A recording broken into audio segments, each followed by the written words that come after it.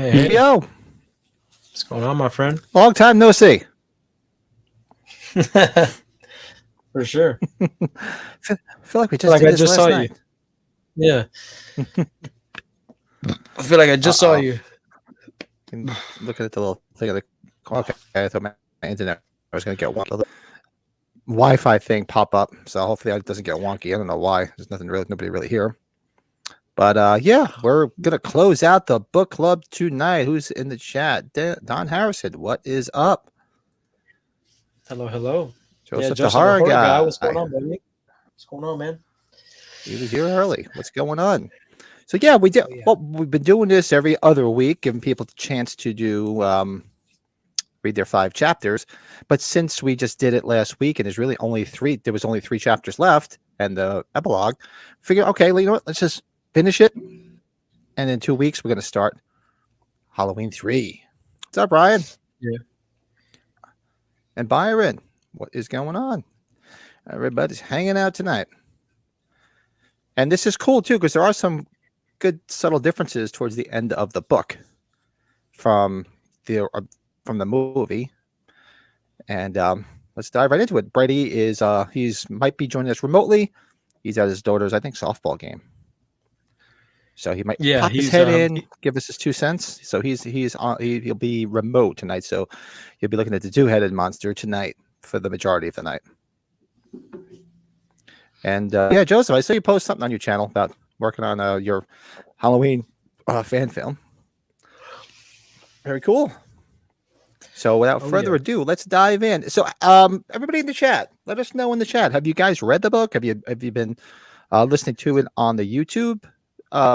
What is it? Was it? I always forget the name of that guy's channel. Slash Tracks. Hold on. I think it's like Slash Tracks or something, where he pretty much has Halloween 1, 2, 3, 4. I think he has the Kelly O'Rourke novels. He has a bunch of everything on there, so it's really, really good. Yeah, the Slash Tracks on Audible. Yeah, Slash Tracks Network. Yeah, with the 80s slasher. What do you call it? The 80s slasher, and we're gonna probably, once we blow through the rest of the Halloween books, we're gonna move on to some more books. Maybe the Friday the 13th ones, maybe like Jaws or something. Yeah, whatever. See where it takes us. As long as everything's on that we can listen to, because I just don't have time to read or buy more books. For sure.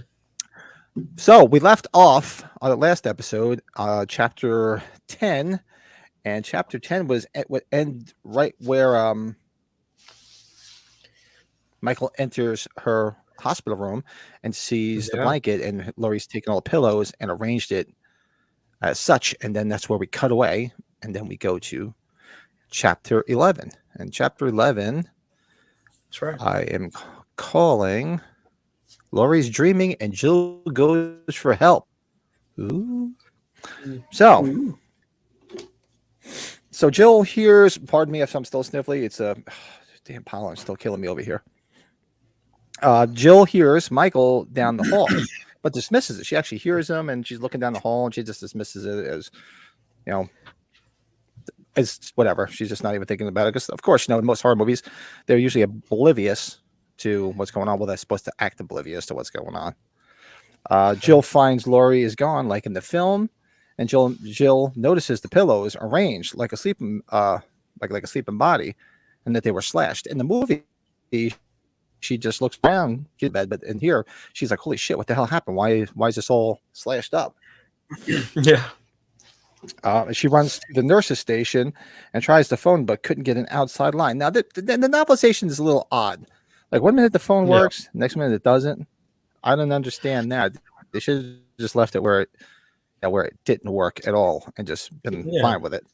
You just cut the lines or something. And listen to all of them. You just cut the lines.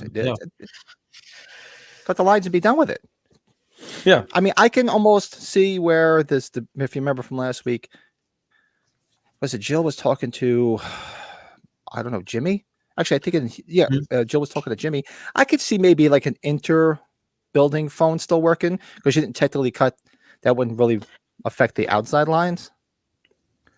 Unless Michael was that savvy and found the phone system and really destroyed it. But they should just left it that's just little nitpicky things for me. Sure. As she walks away, the phone rings, and it is Jimmy. This is where she talks to him. And Jimmy but then she tells Lori, says, Jimmy, Lori's gone. And Jimmy's like, well, we got to find her. Maybe in the nurse's lounge in 5 minutes. And that's when he starts to head over and finds Mrs. Alves. Yeah. Which we'll see. A scene where we know where this is going. We know where this is going. Hell yeah. The scene where we see Lori walking through the hall on the cameras is pretty much the same where she's walking and she's sort of staggering and she's all clenching the walls. In and out of, she's all hopped up on dope. Yeah. Pretty much. That's awesome. It plays out much like the movie, though. It does. These these final scenes. Pretty much. There was let's see, we'll get to it. Lori talking to herself. And this is the whole part where I guess they tried to inject the brother sister thing where she's thinking and remembering because she's like in this drug haze from the diazepam or whatever that drug is that she gave him. Well, she got, and she's remembering like Michael, I guess it was all repressed all these years. And now she's remembering, and she was, sorry he saw her and how he haunts her dreams, wondering how he was all those years in Smith's Grove. And she's thinking about hearing her parents, which was with the Myers, talking about Michael in the upstairs bedroom at the Myers house. So she started to remember when she was actually living in the Myers house, because she figured, was it 2 years before he was committed and 2 years after? So she figured she was 4 years old. Yeah, that's right. Because like in the movie, she has no clue that they're related. She has, No, she's not in the parking lot. She's getting there though shortly. No, yeah, it's a little out of order from the movie. Yeah. Where did I leave? Oh, she asked about Michael. No, I was just saying, like, compared to the movie, that she doesn't even know that they're siblings. Right. It's just her. It's very unexplained in the movies. Where remember she having the dream sequence where she sees him, which is in here, but the book gives you a lot more detail. Much more detail about it, and her remembering other things, which makes more sense. Because in the movie, like, well, how does she remember Michael? Man, that scene always was weird. And then the scene actually has been in the book where the mother's like, "I told you, I'm not your mother," and this played out differently in here. Yeah, where the mother said it, where the Strode mother said it. What weird. Book are y'all reading? We're reading the Halloween 2 book. That's what this is. The Halloween 2 book club. Yeah. The repressed memory, I guess, just coming out. I guess it took the drugs to bring it out on her. Yeah. But it's funny how she's like, it's all leading up to this climax where they're gonna meet up finally. You know what I mean? Like, it's all coming back to her, and then he's on the hunt for her as we speak. Yeah, they did. It's Jack Martin. He built it up, rather well. Yeah. To the climax to the end where she's remembering everything. At least you get a lot more backstory on, how she's for the sibling angle of everything. She said, which I love, Michael. By the way. I love the sibling thing, by the way. I love it. I would have been fine if they would have picked up 2018, from Halloween 2, if they figured out a way to do it. Because you figure it's been so long, it's 40 years. Very conceivable that obviously Loomis died in the fire. Would have been fine. Yes. And they could have just picked up from there, and but that whole fact that 18, what they did, I love 2018, but that's the only thing I wish I could change about 18. That's it. So she said she asked about Michael to them 2 times, and both times she was whipped and not told to speak of him again. She made sure to not speak again of him when she thought, because he thought he would come after her. She was worried her father would beat her, so she never brought it up again. Now she knows Michael is both inside and outside of her. She's still scared to speak of him for fear he will now punish her. Naughty. It's just a lot of stuff going on in her head during this chapter. Lori said the parent. Lori said her parent punished her in his name. That's how she felt. Like they took it out on her. Oh, so the what he became, they took it out on her, I guess. Yeah, like they were Yeah. angry, and she got to bear the brunt of it. That's kind of ugly. That's kind of shitty. That makes you think like how were they with Michael? Well, that's it. Yeah, who knows? Maybe maybe it was a little of the zombie influence where the parents weren't so hot because you Yeah, really don't know. maybe Well, because and this we did the novelization because you were with we did the original novelization and it really doesn't tie in to mm, this. That it whole doesn't at all. backstory of the curses is not here. Joe, Yeah, it's all in nothing. the web. If you want to do the Audible version, all the links are in here. And there's actually when we after this doing Halloween 3, Yeah. and we'll be doing Halloween 4 right after that, and Oh so yeah. on and so forth. We're just going to keep going. Yeah, it's fun. Is Um, that guy? He just he reads the books for you, and he adds some nice sound effects, and he's pretty funny. mhm. So it's really entertaining to just listen to it. Yeah, it's great. I listened to it back and forth to work, and that's how I refresh my memory with this because I read the books years ago, and I don't have time to read the book again. That's for damn sure. Yeah. So we said, she wonders if he called. Oh, and this is interesting because the whole story of how the Myers parents were killed in a car accident. So she wonders if he caused the car accident that killed the Myers. She remembers the day the car accident happened, and they were coming back from Smith's Grove after visiting him. She left with the Strodes. She was left with the Strodes. They were babysitting her. Oh wow. So she wonders if Michael got them so upset that they just pulled the Sherry Moon, where she killed herself in Rob Zombie's Halloween, and just drove off the road on purpose. Because she was saying Daddy was a good driver. He didn't drink. What caused that accident? Who knows? She wonders See, if that's Michael even spoke more. that day to Yeah, them. that's even more sinister. That's even more sinister. The fact that he might even have killed their parents. That's crazy. Mm-hmm. So that's a nice little tidbit that this novelization added. That's crazy. Yeah, there's so much more meat on the bone, and obviously you get that in novelizations because you can't fit all that in a movie, a 90-minute Yeah, movie. So I get it, but that's what's nice about the novelizations. I mean, do they that's really do a crazy. lot of? I mean, obviously they did it for the trilogy, but do they really have novelizations for a lot of the new movies that come out nowadays? I don't even know. Not all the movies. No, no, no. I don't know. I don't know. I really I've don't know. never. I mean, I don't know. It's a I shame don't. because they should. They should. I mean, if somebody takes the time to write a script for a movie, and why can't somebody just write a novelization for it? But I think for the most part they do, because a lot of horror movies are adaptations from books that have already been written. A lot of Stephen King movies, stuff like that. Yeah, So that's different. you, Yeah, where the yeah, obviously it's written before, it's so that's cool. You can go yeah. back and get But that. this is different, where this is after the film. You know what I mean? So I wonder if it stopped or if it still happens. I don't know. That's a good question. I don't know. I don't know. I mean, I know they did it for the trilogy, and I think they did it for the trilogy more so because they know of the nostalgia and the collecting aspect of it. Because us Yeah, collectors collect these books, so they figure, all right, let's just throw it out there because they'll just buy it anyway, even if they don't read it, they'll yeah, throw it in their collection. yeah. The Which coinage. they were They right. just wanted. They just wanted it in their bookshelf. That's right. Join y'all talk. Good, enjoy, Joe. Like I said, this is like the Cliff Notes version. You don't even need to read it. We're giving you the Cliff Notes version. Pretty much. But it is good to go and listen to. It's fun. It's fun. Yeah, it's fun. The guy does do a nice job of it, and our special guest. I'm sorry, I Hey, lost signal. There he Guys, is. Well, Brady I'm here. Crocker. I'm here. Hello. Okay, Brady say is name. back. Hello. Hello. So Brady is on How long have location. we been going here? Yes, remote location. Couple That's minutes so time far. for We're this. Okay. I'm ready, we're Matt. Sorry. chapter 11.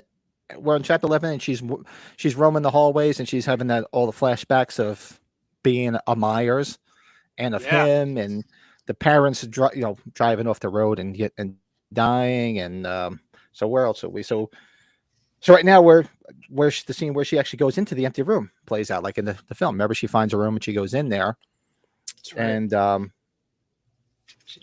Playing hide go seek. she says she goes into the other room and she's thinking about the Strodes, and they told her not to speak of him very well because obviously his memory's been so repressed for so long that I guess they did their job, and says she won't speak of him. She'll just try to escape from him. That's pretty much it. There's not much she can do, and she's convinced he's coming after her. Oh yeah. It's funny, And, I like because she's convinced because he is. yeah, because she 'Cause just he's all knows. She's like, I'm convinced. Yeah, his ass is coming for me. And she says, she dares him, and she says, "Come and find me, trick or treat." But she didn't say motherfucker.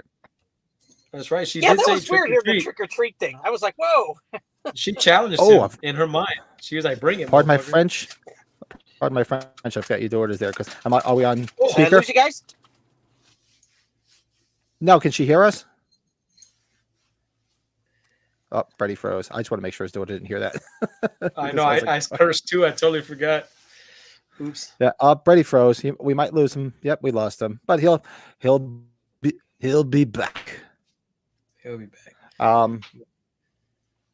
But yeah, I like that. And the where she scene where kind of like called him out. yeah, she's like challenging him, like, "Come on, come and find me, trick or treat." It was her kind of way of the acceptance. Like she started remembering and all that, and then she kind of accepted it and said, "You know what? Come on, bring it. I'm ready for you. I'm mentally ready now." Like she's realizing, like, okay, I guess this is the whole thing about fate. I guess this is my fate. And if you remember from last week, she was dreaming and she was remembering that scene in her head where whoa, that just scared the shit out of me. He just moved towards you. It looked like he was coming at you. MV, yeah, I know. MV. It started to move. It's the cat. Okay, what the hell with the cat? Let her in here. Get her out of here. The cat's playing jokes. It's moving the Myers cutout. It just started to move. I was like, whoa. Scared the hell out of me too. I saw it flipping like I'm like, what the shit? Damn it. Me? No, I'm not going anywhere near it. I'd love to go to Scarefest, but I am just not doing much of anything this year. I'm just saving all my pennies for age 45. Saving that cash. Because we got bigger, what is it? Got bigger fish. I am. He's just service is just shitty. So to fry. So yeah, but he probably won't be back on. He's gonna catch up with us later because he doesn't want to keep going in and out and disrupting it. So he said the service sucks in his area. So no biggie. So that's basically so she goes into the room. She's challenging him. Scene where you see Michael in the security cameras plays, which I always love that scene. Jill checks the security error for Mr. Garrett, which you do see in the film. And this is where it plays a little bit different. This is where Jimmy comes and scares her because remember in the movie, it's just like a regular hospital room, and you hear him drop the scalpel because he's a klutz through this whole movie just to get her attention, and then you see the silhouette of him in the background. Well, here it plays out by the security officer, so it's a little bit different. So Michael's not in the background.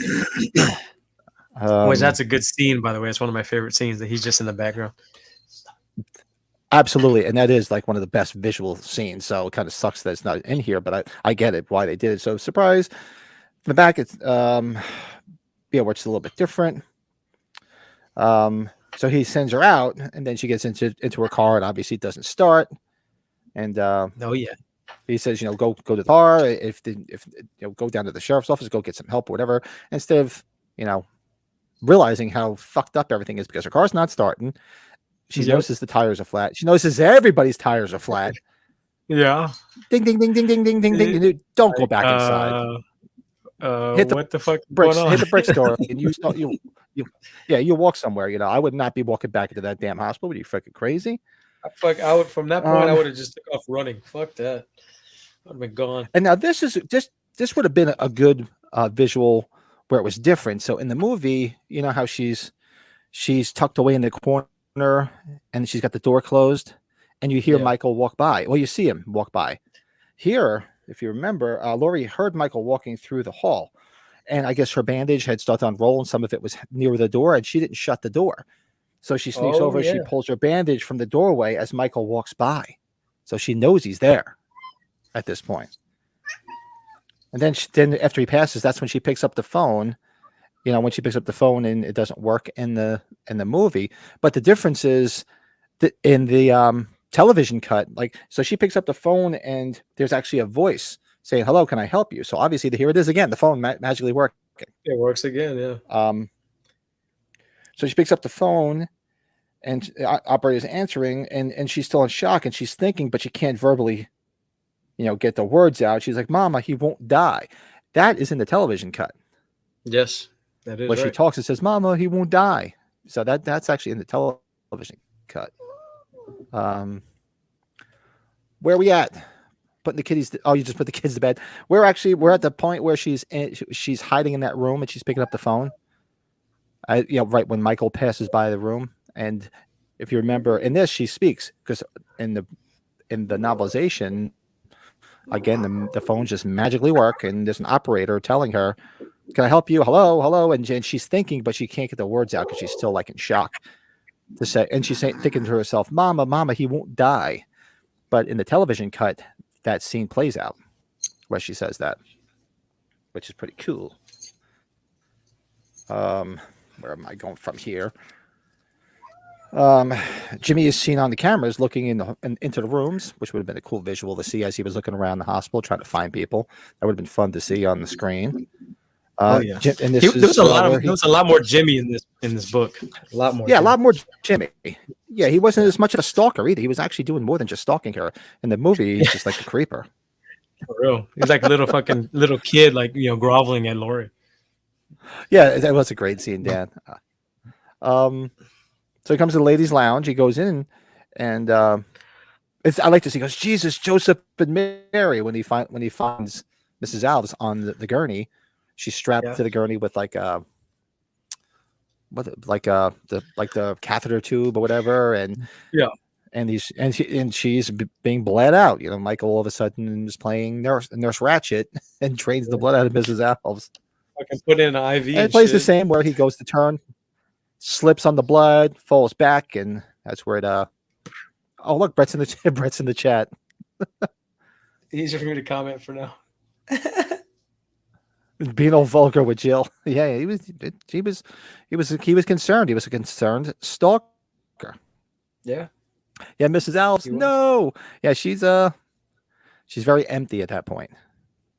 I wish they would have shown. Inside. Yeah, I wish they would have shown what happened to her. Like, did he surprise attack her, or did he knock her out and then he did it? Like, I wish they would have just shown that. Yeah, I would think he probably would have knocked her out because there's no way in hell she would have fought back. So I think he probably just gave her a shot, knocked her out, threw her up on there, and started to play doctor. Started to play phlebotomist. You know how, like in the first movie, he likes to stage the bodies, like he did with Linda and all that stuff. So, maybe this is his way of just kind of staging the death, just bleeding her out. It was just a different way of staging it. So that's true. Yeah. So he did well in this. He staged her. He staged Mr. Garrett. He staged Dr. Mixter. And I don't think you find anybody else, right? He stone cold stunned her. He did the stunner. He sure as hell did. But that's actually how chapter 11 ends, with Mrs. Alves, actually with Jimmy slipping in the puddle of blood and hitting his head. And it does make mention of blood coming from his ears and his mouth, which you don't see in the film. That's right. And he's just covered when he gets into 57 Chevy, he's magically clean. When he gets into 57 Chevy, there's no blood on him. I love that stuff. It's a good point. Yeah, we're just gonna forget the fact that you're just laying in a big old pool of blood. Yeah, your head would be bleeding somewhere, and you basically just landed all over Mrs. Alves' insides, and you ain't got shit on you. So I don't understand that one. I do like the chapter 12 slipping sound. That is the best sound. And I think I've told you guys before, when I saw that in the theater back in '81, when he slipped, people just laughed. Yes. That was the funniest thing. He slipped and fell, and we just burst out laughing. Because he was wearing Chuck Taylors, right? And those make that slipping sound, like vintage slippery sound. Awesome, man. Yeah. Holy crap. That's all I used to wear back in the day with black. I used to have those black and white ones of Chuck Taylors. Hell yeah, the OGs, the classics. You like low tops or high tops? I like the high tops. Fuck yeah. That's the only way, buddy. I'm a high top guy. You know why? Because I have big, like I told you, I have big gunboat feet, big, fat, wide feet. And like low tops, it looks like my feet are fins. Oh, no. So yeah, the high top to offset it. High tops all day, every day. Yes, I agree with you.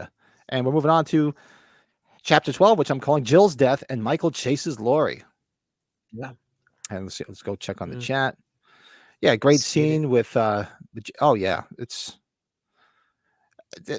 this whole it's a lot of fun, even in the novelization and of course in the film. So chapter 12, Jill's death and Michael chases Laurie. So Laurie leaves the room and staggers through the hall, just like in the film. And she sees the cameras and she's waving to the camera, like going like this. Yep. So they make mention of that, which would have been a pretty cool visual. Like, say, hey, I'm here. Somebody help me. Help So me, she's thinking about please. Jimmy and hoping he's okay because she's like, I don't see anybody. Where's everybody? The nice nurses. Where's Jimmy? Hope he's okay. So she gets to the reception area and Oh. she gets to the reception area where the exam room is from in the beginning of the movie where she was being treated. And she's wondering, there's nobody here. Why would everybody just leave this hospital? Why did everybody leave? And then she's worried, like everybody, he's gotten to everybody. So she's coming off the meds and forgetting everything she was dreaming about. So now she's starting to come to a little bit because it's starting to wear off a little bit. And this is when she sees Jill come back into the hospital entrance. And they make note of it, like her thinking, like, well, why is she coming back into this place? Yeah. She's thinking to herself, like, you made it out. Why are you coming back in? Which everybody's saying the same thing. Why the fuck would you go back in the building, dipshit? Fuck that. So Jill sees Laurie. Laurie talks to Jill, just like in the film, telling Laurie to wait. Wait, Laurie, wait. And then in this, instead of coming around the corner, he comes out of the examination room. It says Michael comes out from the examination room behind Jill. Surprise finger in the butt. No, obviously the scalpel in the back. No. Scene plays the same. Picks her up. Shoes fall. That was another thing I think I told you guys when I saw that, where everybody burst out laughing when Jill's shoes fell off. Yeah, that's right. Yeah, there's a little bit more dialogue, but Brett's right. There's a little bit more dialogue between Jill and Laurie before Michael appears too. They're going back and forth a little bit, and then he comes and does the surprise finger. It's funny in the how butt. I like how he, based on the movie and the book, like he allows people to do his dirty work. So he let Jill locate Laurie for him, and then he appeared. Basically, yeah. Yeah, because that's what he does. Like even like in the film, he just overhears a lot. So he's always listening. He's always lurking, to let others find, what he's looking for. He's very keen. He's a very smart guy, Michael. Very smart. Yeah. Did my camera just go out of focus, or is it just my eyes? No. It did. It did just for a little bit. Just for a little bit. Okay. But I'm like, what is that? I'm like, wow, I'm getting blurry. What happened here? Yeah, so that's a good point. That he does that. He's maybe he's not seen him. He's like, well, let's bring him to me like lambs to the slaughter, and that's basically pretty much everybody's being. She's delivering everybody to him one by one, and this is the last one, and the last one delivered her to him. Yeah, absolutely. That's a good point there, Don. What's this? Just a dun dun dun dun. Hell yeah. Yes. Oh, what a great chase scene! It's just plays out so well. What's that called? The shape stocks. It's called the shape stocks. Shape stocks. Right? No, it's one of the best things ever created. Let's see. Oh, and this Michael chases. This is what the chase scene ensues. She sees Mr. Garrett hanging, just like you see it in the film. She climbs through the storage window, just like in the film. But this is different because you don't see how Michael gets to her, but you hear a thump. So it's assumed that he went through the window. And here it's just Michael goes through a fire door, exit, and then tries to grab Laurie. So he didn't go through the window. Laurie runs to the elevator like in the film. Michael's swinging wildly, knocking over shelves and glass while lunging towards the elevator. And obviously, scene plays out where and any elevator would have opened up. Yeah, they're like programmed like in the film, like the slightest touch. Yeah, in the film, he could have got in, but he retracted his hand a little bit. He kind of like, say, you know what? Go ahead, go. I'm gonna get your ass in a minute. Hold that thought. Let's make this last a little bit longer. Let's make it more, climactic. Let's hold off. Let's hold on. Yeah, it's like I'm gonna hold out. I'm gonna pull out. I'm not gonna come yet. I'm gonna get your ass. I want to know how many times they had to do that scene in order to get the elevator to cooperate. You know what I'm saying? Sure, like, I wonder how many would opened. Yeah, because it's got that sensor. Maybe not the older elevators, but come on, his hand was practically through the fucking door. Yeah, that's what I was saying. It says he's swinging wildly and he's knocking shit over. He was just because he was pissed. He's like he was going after her. He's like, I'm going to Yeah. get your ass. And then he's, all right, fine. You want to play that game? All right, I'll get you upstairs. Yeah, It's a lot different than the movie Dick Warlock portrayal, where he's real just like not in a rush, walking slow. Yeah. You don't see him kind of flustered or panic. Oh, when he's coming down after her, you hear him crash into the boxes and stuff, but you don't see it. Right. You don't And see then it. you hear him gently walking over the Walking on the glass. glass. Yep. Yeah, he's not even like in a rush. He's like, hey, I'll get your ass eventually. Oh, so good. Yeah, that's right. I remember that scene where Laurie's just standing in the back of the elevator and he's coming. That was part of the bumper for when it was on TV. That's right. So where did we? Oh, so Laurie runs the elevator and the whole scene. He's swinging wildly, knocking shit over, like we were saying. So the other side of the elevator opens and she runs out of the hospital, hides in the '57 Chevy, just like in the film. Jimmy enters in the '57 Chevy, like the film. Jimmy, and this, it's saying like what everybody else was wondering, why didn't he have any blood on him? And here he's saying no, he had blood on him, and he had blood coming from his ears, from his nose, which would make sense if he cracked his skull. Yeah. And then this is good. Jimmy says before dying, because in the movie he's just like, I think, and he just passes out. And Jimmy says before dying, I think he killed us all. Yes, which was very creepy as hell. Very creepy. I'm 48 now, and sometimes I still psych myself up. Yeah, it's this movie, especially the third act. It gets your blood going. Even if Jesus Christ, I've been watching it for over 40 years and still does. I don't think there's a chase scene yet that rivals that last part in part 2. I think of other movies. Yeah, but that chase scene is in my opinion the best chase scene. Especially when exactly. we get to this. Yeah, it's just you can't. I don't think it's been beaten yet. Nope, no way. That's our opinion. Yeah, exactly, Brady. The last 3 chapters move fast compared to the rest of the book. They really do. That's why I figured, when we were talking about this last week, I said, why don't we just still wait in 2 weeks? Let's just finish this, and then we can get started on the H3 novelization. Because I'm looking forward to that. And then she gets out of the car, just like in the film, and she sees the Marshal, Marion, and Loomis. Of course, she couldn't speak, but she recognized Loomis. She recognized the funny little man in the trench coat, and but she didn't try to speak. And remember in the movie, she says, "Help me!" Finally, when the door shuts, here she just couldn't speak. Then it flashes to Michael coming from the side of the building where the red sign is, and he's all lit up in red, which is one of the greatest visuals in this freaking movie. Best Yeah, she ever. doesn't say help me. Yeah, she doesn't say help me in the novelization, which is, I don't understand why not. I remember watching that and fucking being terrified that he comes around and he's got that red silhouette from the light, and like he hasn't given up the chase. And when he starts walking, yes, just the way Dick Warlock started walking, it was like a death march instead of just like, it was less of a robotic walk like he was doing to the hospital. It was like a march. Yes. He was like, all right, now is enough of the playing around. Now we're gonna kill your ass. That's it. Yeah. Now because he's literally at that point in his mind, he thinks he has no obstacles in his way to get to her. He has finally killed everybody. He located her, and this is where he's going to finish it. I don't think he knows that they're all inside, in my opinion. I don't think he knows. This is true. And that's where it ends. It ends with Michael turning the corner. That's how chapter 12 ends. And we're going to be moving on to the final chapter. Chapter 13, frontier. Loomis saves the day. So, exactly. Get away from him.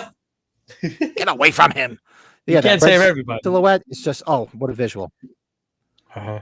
Joseph saying, when he meets Danielle Harris, what should he ask her? Ask her where her OnlyFans is. Yeah. Ask her, are they real? That's about the only thing she hasn't done yet.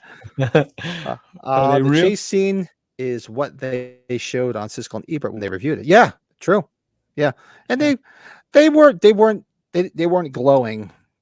From what I remember, correct me if I'm wrong, Brett, because I know I've watched it before. They didn't really shit too much on it, but they really were disappointed because they raved about the original Halloween.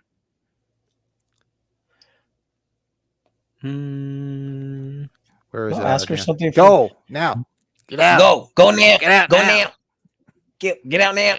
Get out. Get out. Get out now. All right, Loomis Oh, is going to Joseph's- save the day. So, should I ask her something? I feel just ask her something from the just heart. as long as she whatever. just don't creep. As long as you don't creep her out. Yeah, ask Yeah. her something from the heart. She's pretty cool to meet. Tell her she looks Yeah, great with a just- cowboy. Yeah, from the picture we saw today.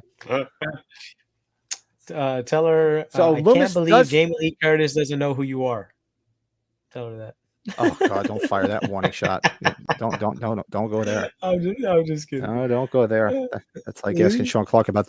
So, have you talked to Tony Moran again? Oh yeah, exactly. Yeah, we don't do that. So, chapter 13 starts. Loomis actually, it makes note inside him. Loomis hears the 57 Chevy horn blaring. Yeah. So he did hear the horn outside. He's like wondering, like, what the fuck is that going on out there? So, though she runs to the door, she's banging on it. The scene plays out where Loomis goes and opens it up. They do make note that the marshal does turn and reach for his gun. That he doesn't have his gun anymore, so he's unarmed, so he couldn't even defend himself. Loomis sees Lori and lets her in. Michael walks through the door just like in the film. Michael drops, he shoots him. He drops to the floor just like that, and Loomis is like wondering, like, why won't he die? And he's saying that he did die tonight several times, but the Lord of the Dead keeps bringing him back. I like that. That's pretty cool. That's like a good Loomis eerie thing. He's died, but the Lord of the Dead keeps bringing him back. That's right. That is very Loomisy. That's right. Yeah. Very Loomisy. Yeah, just don't creep her out. She's pretty cool. She's married and have kids. I need to understand. Oh yeah, she does everything that she Yeah. does to support her family. That's what this is. It's a business. And she So actually does it. did back in the day too, back in her 20s. Didn't she have a stalker? Yeah, she did. There was a She sure stalker. as hell did. She had one. She sure as Yeah, hell she had to get a restraining order. He was like threatening her, so so I'm sure she's always on her guard because of that shit. Yeah, I had to change so my name. Marshall and everything. Marion. Oh yeah, I remember she was on a talk show talking about it. I said I was gonna. Yeah, I had to relocate and change my name and everything. I knew you stalker, you. I love you. That's why Joe's got her tattooed on his arm. That's right. That's why he's got her tattoo right on her arm. That's it. That's right. So Marshall, Mary, and Laurie scene plays the same. The Marshall's to a radio, and I'm the only one authorized to use that. That whole scene plays out. Chasing. So then, of course, he get away from him, and he'd stop breathing. So he slices his throat, dumbass. And Yeah, so that plays out as then Michael starts chasing. Yeah, love that. No, he's not breathing. Love it. Loomis told Lori not to make a sound when they're in that, when they're hiding in that room, in the surgery room. He's thinking she must not die. He won't allow it. He's like, I'm going to do everything I can to protect her. And then he gives her the marshal's gun, because the marshal's gun was loaded because he used his own, and that's the one that's empty now. Yeah. So he said, here, take this, use it if you have to. And she thanks him. And then he's banging on the door, and he's telling her, don't, more Loomis, cool dialogue that would have been there. Don't listen to that. It's only the dark. Loomis tells Lori. It's Michael's, because Michael starts pounding on the door. Loomis Michael scene plays the same. No bullets. He's stabbed. He falls to the ground. Scene with Lori and Michael plays. Michael stops. She shoots his eyes out. You'll shoot your eye out, kid. And then a big old fantastic boom. I love her. Dude. Oh yeah, say he's moving ahead a little bit. No, I had to write that down too, because it would have been cool where she's like, "Thank you for the gun." Like, appreciate you. No, because in the movie she's like, no. He's like, take it. Yeah, it's just like take it, and he just puts it next to her because she's all freaked out. Mm-hmm. And so she sees him opening the valve. She gets up and starts. She realizes what he's doing, so she starts opening the valves just like in the film. Loomis and Michael, and so she's get out now. So of course she gets out. Loomis and Michael scene plays out the same. It's time, Michael, and then the explosion. And whose lighter was it? That was Hunt's lighter. That's right. Deputy Hunt's lighter. And if you remember correctly, if you guys remember from last week, he tries to give it to Hunt, and Hunt says, "No, you keep it." That's right. Came in clutch. I think that definitely helped. And then basically the novel ends where, just like the movie, Laurie sees the burning shape and then it falls. Yeah, that's right. There you go, Don. Don knows his shit. I love it. So that yeah, he knows it. He's a man. No, the Halloween fanatic, just like ourselves. And that's actually how the book. That's how all the chapters end. So Loomis does save the day, but right after that, the epilogue, The aftermath. which is the aftermath in the hospital parking lot, which is a lot more dialogue. The aftermath. And a lot more stuff. The aftermath of what has just happened. So it makes note to like all the town, like the people from the town start descending on the hospital because they hear the explosion, the fire trucks. So there is a big mob of people there to see what's going on. Yeah. And instead of Hunt standing outside, and the patrolman comes up to him like in the movie, what's the count so far? 10 so far. That Hunt is inside the hospital, and the patrolman comes in and this is where the bodies count scene takes place, where he's how many so far, how many, he says 10 so far. So then they walk out following Laurie as she's wheeled to the ambulance, and Robert Mundy's there. The reporter sees the guys loading the bodies and comments on the smell of the burning bodies or the death smell. And the reporter asks the last body, saying he said, who's the last body? He said he doesn't know, but the body is burnt to a French fry. So now this is where it's a little vague, because you don't know if it's Michael or if it's Loomis. Later, Joe. Because it did make note of this. Because the reporter says, I heard there were 2 of them that burned. And the attendant says, only one like this. The other was blown to bits. So commenting, they didn't find any pieces of the other body that exploded. So I was wondering if this is meaning like, Loomis? Okay, well, they found Loomis's body. Other one, maybe they didn't find Michael's body. Yeah, so that's crazy, I don't know if you right? guys got that. I kind of got that. Yeah, because they're sitting there saying the other one was blown to bits and this one was burned to a crisp. That could have been either or. That could have been Michael burnt to a crisp. It could have been Loomis. But they were saying this one was burnt to a crisp. This body they found, the other one was blown to bits. They didn't find anything of the body. So it makes you wonder, like, are they alluding to the fact that Michael got up and left? Could be wrong. Could be a little bit too much. That's interesting because, well, considering that Loomis survived to part 4, I would say that he's the one where he disappeared and the burnt body was Michael Myers. I would assume that because Michael could come back from that. The only thing is, when this came out, this was supposed the series was supposed to be ending. Oh, done. That's right. Loomis, there was no. Remember? Yeah. But as I was re-listening to it, I was like, this is kind of cool. I almost wonder if they left it ambiguous, or if I'm just reading into it too much, which I probably am. No, because that would keep This is Robert Monday reporting live from Haddonfield.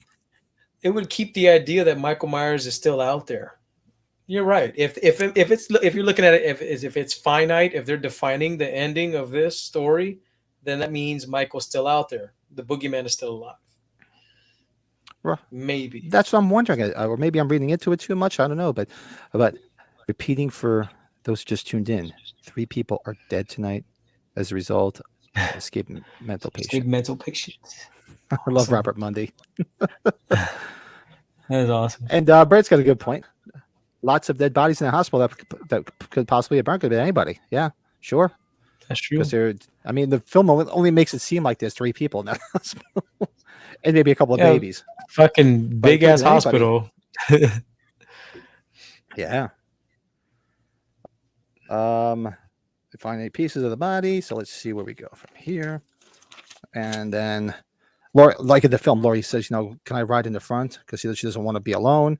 And then, which is kind of cool, when they do put her in the back, there was an attendant in the back with Laurie, asking her name and address, and she said she didn't remember because she's just so stuck about everything. And then the ambulance rides off into the overcast sunrise, and that is the Halloween 2 novelization. That's it. That's right. That is it. So we managed to finish another book, people. So if you ever go to your high school and the teacher says, I read a whole book, you say, damned if I did. I just did 2 goddamn books. Yeah. So what do you think? What stands out? You have anything that stands out that you? Let's do like we did at the end of the Halloween novelizations. Some scenes that stood out in the book that you wish they would have put in the film, and What was some that scene that were in the earlier? film that weren't in the book. I guess what was that earlier in the novelization? That young lady, she got killed. Oh man, it was totally The different from the producer? movie. Yeah, the producer. I wish that was in the movie. That would have been cool. That was Yeah. the first thing I was going to say. That whole sequence with the producer would have been really cool to have played out, where basically she's, because you see her in the film standing there, and she's Yeah. listening in, hearing what's going on, and then that's when she heads. She wants to get the scoop. She wants to go talk to Lori, Yes, and she gets killed along the way. And that cool, he's hiding in the trunk, comes out and that's kills right. her. That would have been a great scene. Yeah, So that's definitely one I think that would have been great if they pulled from the book and put it into the film. absolutely. Trying to think. I guess maybe from the novelization. I guess when Lori was thinking about her friends and all that, it would have been cool to have like a little flashback in the movie. You know what I mean? Like maybe some extra scenes that involve the other actresses, just to kind of have them thrown in there, and it would have been cool to see them too in the film again, part 2. Oh, good point, Brady. Yeah, the scene where the reporters are at the hospital. Remember, they all show up at the hospital in the book, but they don't show up Yeah. in the hospital in the Yeah. film. That would have been pretty cool. Where Mrs. Alves like, "Yep, you got to go, get the hell out. It's against the rules. You got to Yeah. leave." And Robert Mundy's asking Jimmy, "Oh, you in the business?" Yeah, Talking exactly. like I said, like acting like Ted Knight from the Mary Tyler Moore Show. So that would have been another good one. Yeah. What's Dan saying? I really like in Right. both books that there's a lot going on before the actual movie even starts. Yeah, there's so much Yeah. more the backstory, and obviously, as you know, and Dan knows, when books there's always a lot more than the movie. But when you go back and read the book, you're like, wow, that would have been cool if they would have added this, they would have added that, and how it's tough that they Yeah. couldn't do that. This, hold on, is my internet getting wonky? Did I just freeze? No, you're okay. No, a connection. I don't know why it keeps. There's nobody really here.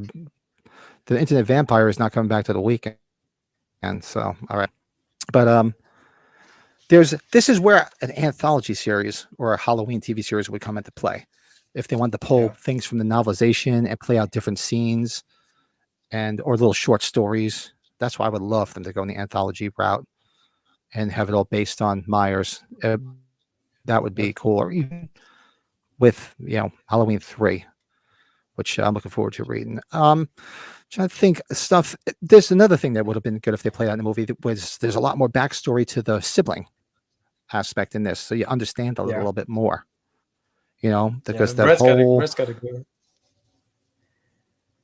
Yeah, the dentist wanting his fee, and Loomis, he's like, "How am I going to get paid?" The Loomis is dentist like, wanting his "I don't fee. care.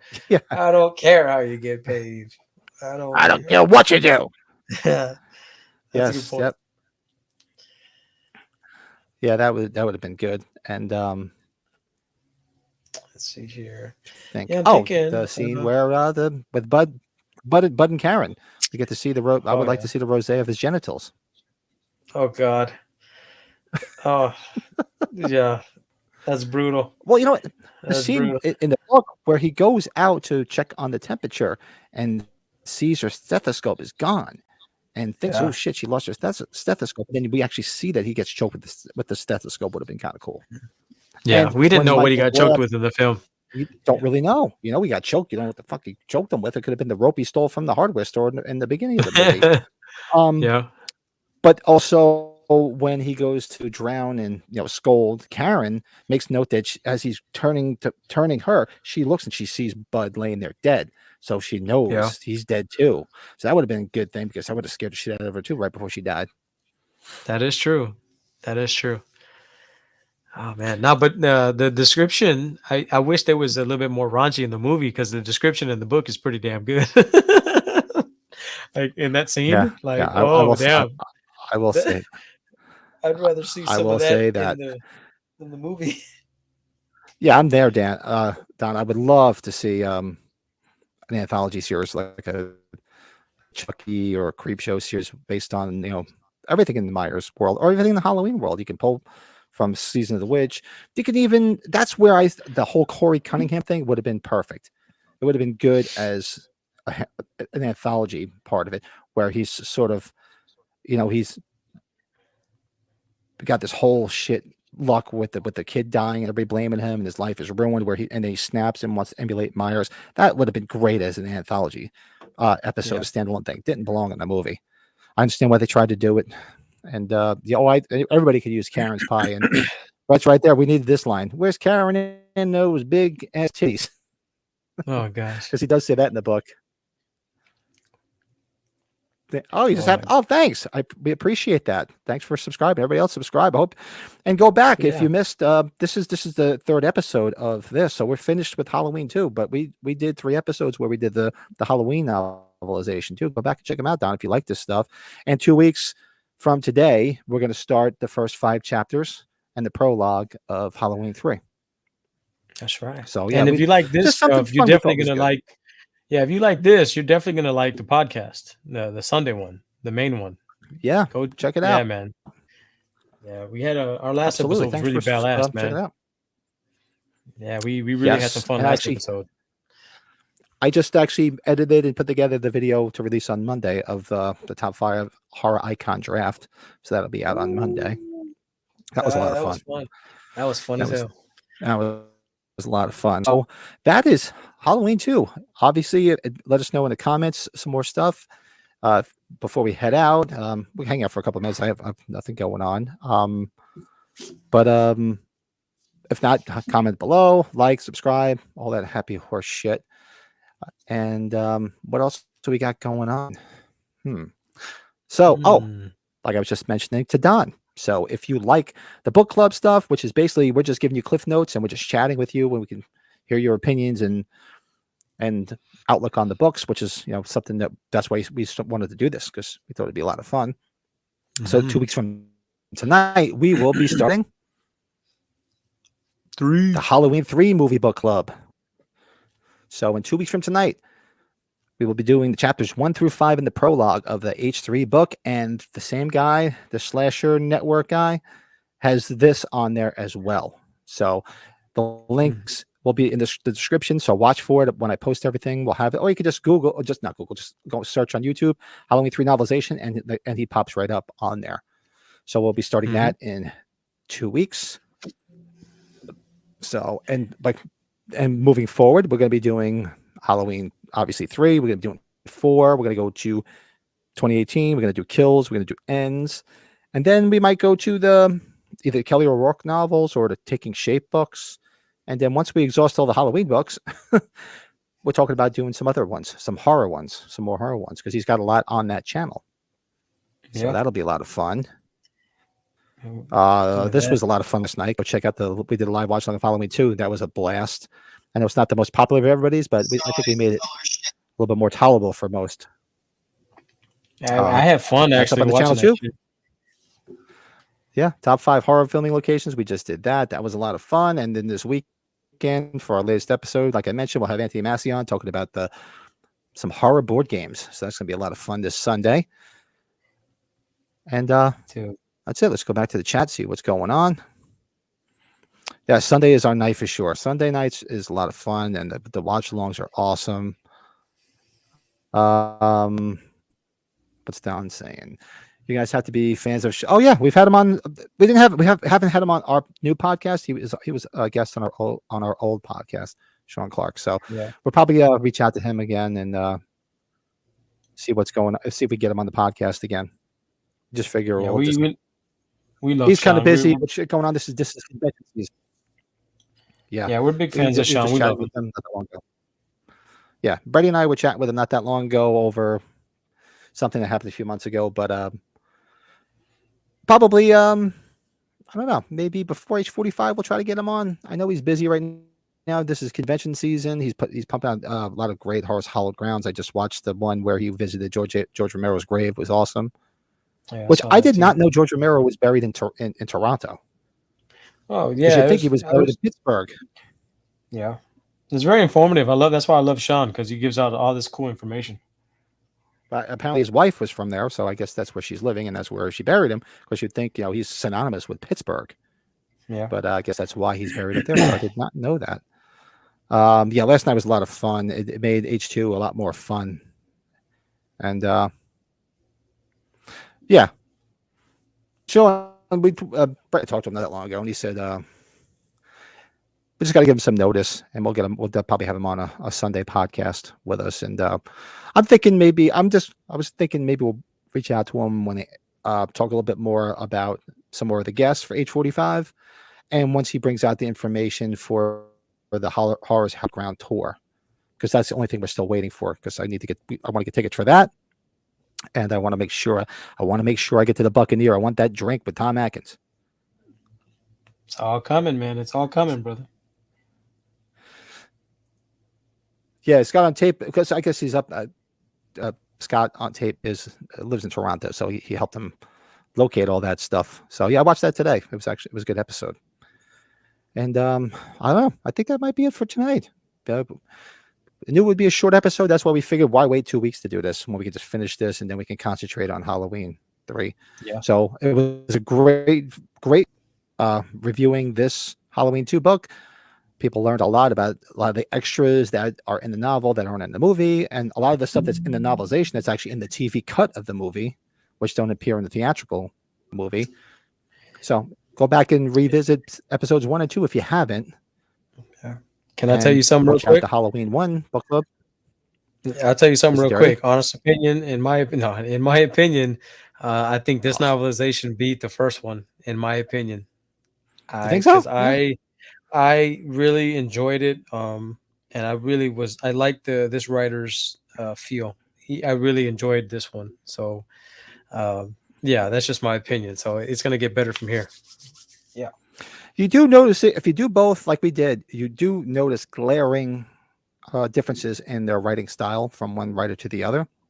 Yep. Because if you remember, in the first novelization, there's a lot of obviously there's the whole backstory of the curse that's on the family, but throughout the book, it's you're in Michael's head and you're hearing him think and things going on in his head, and a lot of dialogue is going on in his head that you're hearing in that book. Yeah, complete reverse in this. There's nothing going on in Michael's head in this book rather.